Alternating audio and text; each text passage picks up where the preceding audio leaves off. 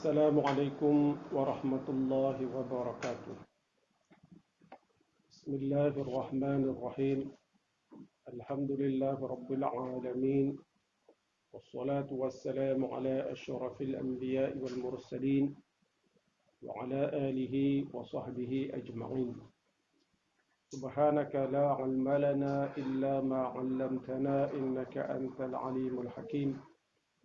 Rabbi syrah li sadri wa yassir li amri wahlul 'uqdatam min lisani yafqahu qawli. Allahumma 'allimna ma yanfa'una wanfa'na bima 'allamtana wa zidna 'ilma ya arhamar rahimin. Wa arina al-haqqa haqqan warzuqna ittiba'ah wa arina al-batila batilan warzuqna ijtinabah. Waj'alna mimman yastami'una al-qawla fayattabi'una ahsana. وأدخلنا برحمتك في عبادك الصالحين ولا حول ولا قوة إلا بالله ولا حول ولا قوة إلا بالله ولا حول ولا قوة إلا بالله العلي العظيم. اللهم يسر ولا تعسر وأتمم بالخير يا كريم وبعد. الحمد لله. Segala puji bagi Allah Subhanahu wa taala di atas segala nikmat yang dikurniakan oleh Allah Subhanahu wa taala kepada kita. Selawat serta syukur kehadrat Allah Subhanahu wa taala. Selawat serta salam ke atas junjungan besar Nabi Muhammad sallallahu alaihi wasallam. Alhamdulillah, hari ini kita akan sambung beberapa hadis tentang kelebihan yang berkaitan dengan salat. Ani bin Mas'ud radhiyallahu anhu الرسول الله صلى الله عليه وسلم أنه قال: يبعث مناد عند حضرة كل صلاة فيقول يا بني آدم قوموا فاطفئوا ما أوقدتم على أنفسكم فيقومون فيتطهرون ويصلون الظهر فيغفر لهم ما بينها فإذا حضرت العصر فمثل ذلك فإذا حضرت المغرب فمثل ذلك فإذا حضرت العتمة فمثل ذلك فينامون فمدلج في خير ومدلج في شر. Diriwayatkan daripada Sayyiduna Ibnu Mas'ud radhiyallahu anhu, katanya baginda Rasulullah sallallahu alaihi wasallam telah bersabda, penyeru daripada malaikat akan dihantar menjelang setiap waktu solat untuk menyeru manusia. Kata penyeru itu, wahai anak Adam, bangun dan padamkanlah api yang kamu nyalakan untuk membakar dirimu sendiri. Maknanya kata penyeru tu, bangun dan padamkanlah api yang kamu nyalakan untuk membakar dirimu sendiri. Maka mereka pun bangun, berwuduk dan mengerjakan solat zuhur. Maka dosa yang dilakukan oleh mereka antara solat fajar dan zuhur diampunkan. Demikian juga keadaannya menjelang waktu asar, waktu maghrib dan waktu isyak. Ada penyeru yang menyeru, wahai anak Adam, bangun dan padamkanlah api yang kamu nyalakan untuk membakar dirimu sendiri. Maka bila seseorang itu bangun, berwuduk dan mengerjakan solat, maka ia mengampunkan solat tersebut, mengampunkan dosa-dosa di antara dua solat tersebut. Jika dia melaksanakan solat asar, maka diampunkan dosa antara zuhur dan asar. Begitulah seterusnya. Kemudian pada waktu malam yang gelap itu, kata Nabi, setengah orang menuju ke arah mengerjakan amal kebaikan dan setengah orang pula ke arah melakukan kejahatan. Daripada hadis yang kita bacakan ini, kita dapat melihat melalui solat ini Allah Subhanahu wa taala mengurniakan limpahan kurniaan yang amat besar dengan solat tersebut, iaitu diampunkan dosa di antara dua waktu solat. Ini adalah kerana istighfar terdapat dalam solat sebagaimana yang disebutkan sebelum ini dapat mengampunkan dosa-dosa kecil yang berlaku di antara dua solat. Dan firman Allah Ta'ala, wa aqimis salata tarafagin nahari wa zulafan minal lail innal hasanati yuzhibnas sayyi'at. Dirikanlah solat pada dua bahagian siang, iaitu pagi dan petang, dan pada ketika yang berhampiran dengan waktu malam. Sesungguhnya amalan-amalan kebaikan akan menghapuskan kejahatan. Sesungguhnya amalan-amalan kebaikan, antaranya solat, akan menghapuskan kejahatan. Itu merupakan satu nikmat yang besar kepada kita. Maka jangan sekali-kali kita meninggalkan kurniaan yang besar ataupun pemberian Allah yang besar bagi orang-orang yang melaksanakan solat, iaitu diampunkan dosa. Disebutkan bahawa Salman Al-Farisi, seorang sahabat Nabi yang masyhur, menyatakan bahawa setelah selesai solat Isyak, maka manusia terbahagi kepada 3 golongan. Bila dah habis main Isyak ni, maka manusia itu boleh dibahagikan kepada 3 golongan. Pertama ialah golongan yang waktu malam bagi mereka merupakan sumber nikmat. Maknanya selepas Isyak, malam itu menjadi sumber nikmat baginya. Keuntungan dan juga kebaikan. Kenapa? Kerana mereka terdiri daripada orang yang menghargai waktu malam. Ketika mana orang lain sibuk berehat dan tidur, mereka pula sibuk dengan mengerjakan ibadat-ibadat. Bagi mereka ini, waktu malam menjadi sumber ganjaran pahala. Itu satu golongan. Maknanya selepas Isyak, kata Salman Al-Farisi, manusia ini terbagi 3. Satu golongan yang mendapat keuntungan dan kebaikan pada waktu malam. Kerana mereka memenuhkan waktu malam mereka dengan perkara-perkara yang menguntungkan mereka dengan ibadat kepada Allah Subhanahu wa Ta'ala. Golongan kedua ialah waktu malam menjadi sumber bala dan azab. Kerana apa? Kerana mereka menggunakan waktu malam itu, mengambil kesempatan daripada kesunyian malam tersebut untuk melakukan dosa. Jadi malam merupakan satu bala bagi mereka. Ada golongan yang kedua ini, waktu malam menjadi bala, keburukan baginya. Bukan malam itu buruk, tapi apa yang diisi pada waktu malam itu buruk untuk dirinya, diri seseorang itu. Kerana dia memenuhi waktu malam yang sunyi itu dengan melakukan dosa. Golongan yang ketiga pula, golongan yang selepas Isyak terus tidur. Selepas Isyak terus tidur. Maka golongan ini untung pun tidak, rugi pun tidak. Maka begitulah keadaan kita. Maka kita lihatlah bagaimana keadaan kita selepas daripada waktu Isyak. Waktu Isyak nak sampai subuh itu kan. Waktu Isyak sampai subuh itu lama itu. Waktunya lama. Kalau kita kata waktu Isyak sekarang pukul 8.30, waktu subuh itu pukul 6.30. 8.30 sampai 5.30. Hampir-hampir nak dekat 10 jam lah. Hampir-hampir dekat 10 jam. Ataupun lebih. Jadi macam mana pengisian kita? Maka kita ambillah peluang mengisi masa yang sedikit pada waktu malam itu dengan perkara-perkara kebaikan. Hadis yang seterusnya, an Abi Qatadah bin Rib'in. An Abi Qatadah bin Rib'in anna Rasulullah sallallahu alaihi wasallam qala Allah tabaraka wa ta'ala inni iftaradtu ala ummatika 5 salawatin wa ahidtu indi ahdan annahu man hafaza alaihinna liwaqtihinna adkhaltuhul jannata fi ahdi wa man lam yuhafiz alaihinna fala ahda lahu indi.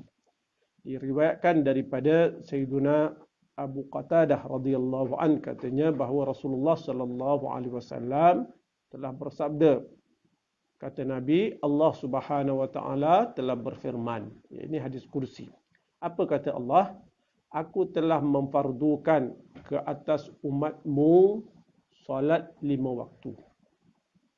Dan sesungguhnya aku telah berjanji dengan diriku bahawa sesiapa yang menjaga solat tepat pada waktunya, maka aku berjanji untuk memasukkannya ke dalam syurga. Sebaliknya, bagi sesiapa yang tidak menjaga solat, maka aku langsung tidak bertanggungjawab ke atasnya. Tidak ada tanggungjawab ataupun janji ke atas orang tersebut. Dalam hadis yang lain disebut bahawa Allah Subhanahu wa taala telah mewajibkan solat 5 waktu. Sesiapa yang berwuduk dengan sempurna dan menunaikan solat dengan penuh khusyuk dan khuduk pada awal waktu dan tidak melakukan sebarang kekurangan atau kecuaian, dilaksanakan solat itu dengan sebaik-baiknya, maka Allah Subhanahu wa taala berjanji untuk memasukkan orang tersebut ke dalam syurga.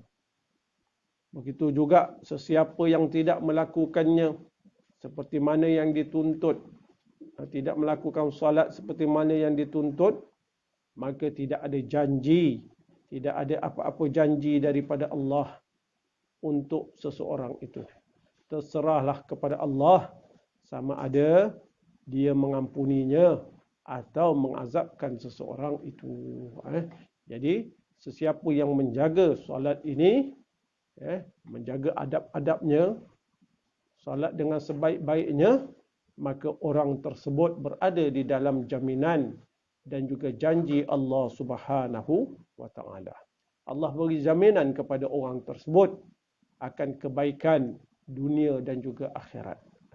Begitulah besarnya kelebihan solat.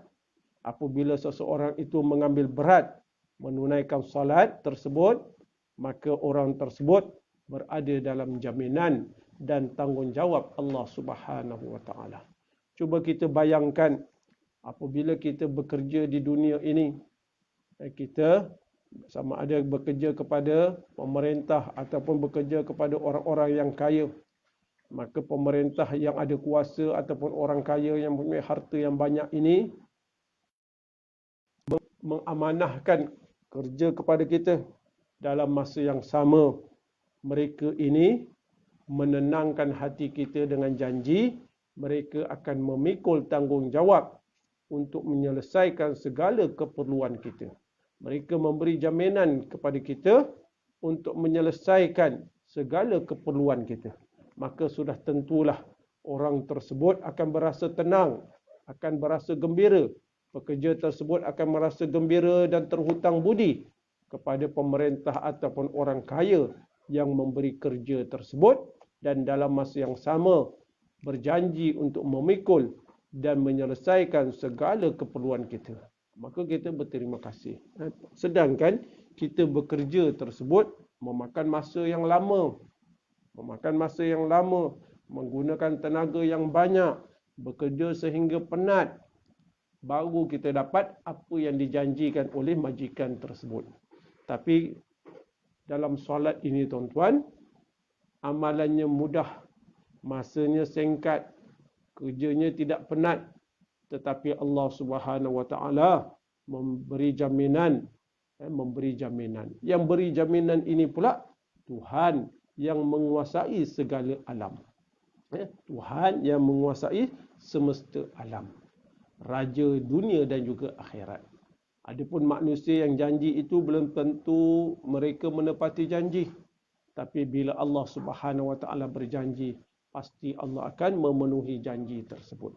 Jaminan daripada Tuhan yang menguasai semesta alam ini, maka sudah tentulah kita akan merasa aman, tenang dengan janji Allah. Pasal itu tuan-tuan, jangan sekali-kali kita termasuk dalam golongan orang yang lalai dan tidak menghiraukan solat.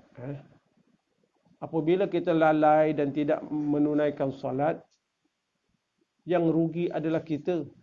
Kitalah yang rugi dan kitalah yang malang dan kitalah yang akan menanggung kemudaratan di dalam hidup itu. Dalam satu hari tak semayang, satu waktu kita tak semayang, maka kerugiannya besar, tuan-tuan. Hati kita tak tenang. Masa habis dengan cepat tanpa kita mampu buat perkara-perkara kebaikan. Hati kita tak seronok melaksanakan benda-benda yang baik. Hati jadi seronok buat benda-benda yang melalaikan, buat benda-benda yang tidak ada faedah. Hati jadi seronok. Kenapa itu? Kerana kita mengabaikan, kita melalaikan tanggungjawab melaksanakan solat dengan sebaik-baiknya. Jadi kita jagalah solat, tuan-tuan. Mudah-mudahan hidup kita ini sentiasa diberkati oleh Allah Subhanahu wa taala. Hadis yang terakhir, Ani bin Salman radhiyallahu an, anna rajulan min ashabin Nabi sallallahu alaihi wasallam haddathahu qala lamma fatahna Khaybar akhraju ghanaimahum min al-mata' was-sabi. أخرجوا غنائمهم من المتاع والسبي فجعل الناس يتبايعون غنائمهم فجاء رجل فقال يا رسول الله لقد ربحت ربحا ما ربح اليوم مثله أحد من أهل هذا الوادي قال ويحك وما ربحته قال ما زلت أبيع وأبتاع حتى ربحت 300 أوقية فقال رسول الله صلى الله عليه وسلم أنا أنبئك بخير رجل ربح قال ما هو يا رسول الله قال ركعتين بعد الصلاة. Diriwayatkan daripada Sayyiduna Ibnu Salman radhiyallahu an bahawa salah seorang daripada sahabat Rasulullah sallallahu alaihi wasallam menceritakan, apabila kami mendapat kemenangan dalam peperangan Khaybar, orang ramai mengeluarkan harta rampasan perang masing-masing yang terdiri daripada barang-barang dan orang tawanan. Lalu mereka mula berjual beli antara satu sama lain.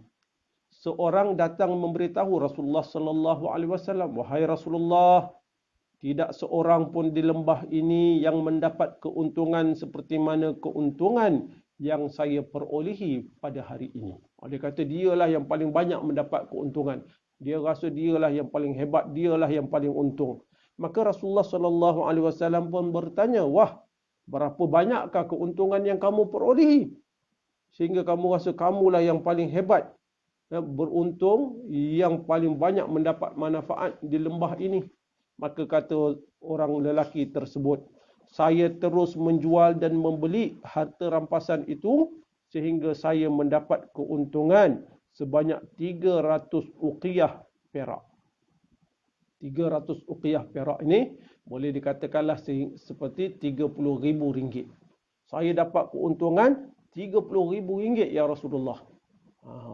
Maka baginda sallallahu alaihi wasallam pun bersabda, saya akan memberitahu kepada kamu perkara yang lebih menguntungkan daripada apa yang kamu perolehi.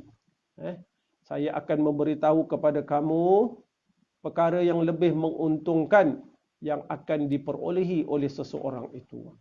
Maka lelaki ini pun bertanya, apakah dia wahai Rasulullah? Maka baginda sallallahu alaihi wasallam pun bersabda, 2 rakaat solat sunat selepas solat fardu. 2 rakaat solat sunat selepas solat fardu. Iaitu menjaga solat sunat sebelum fardu maupun selepas fardu. Maka itu lebih besar ganjaran, lebih besar keuntungannya berbanding harta dunia yang sedikit itu. Pada pandangan manusia, 30,000 ringgit tu keuntungan tu dah banyaknya. Dah banyak dah. Dah kira hebat dah. Tetapi Rasulullah sallallahu alaihi wasallam memberitahu dan mengajar kepada kita, keuntungan yang sebenar adalah keuntungan yang kekal, yang tidak akan habis selama-lamanya. Itulah keuntungan yang sebenarnya. Ini pahala yang kita perolehi. Sekiranya iman kita benar-benar sampai ke tahap yang tinggi, sehingga wang yang sebanyak RM30,000 itu tidak bernilai berbanding dengan 2 rakaat solat, maka kehidupan kita pasti akan bahagia. Kalaulah kita ni pandang 2 rakaat solat sunat itu mahal, 2 rakaat solat sunat itu lebih berharga daripada harta dunia, maka beruntunglah orang tersebut.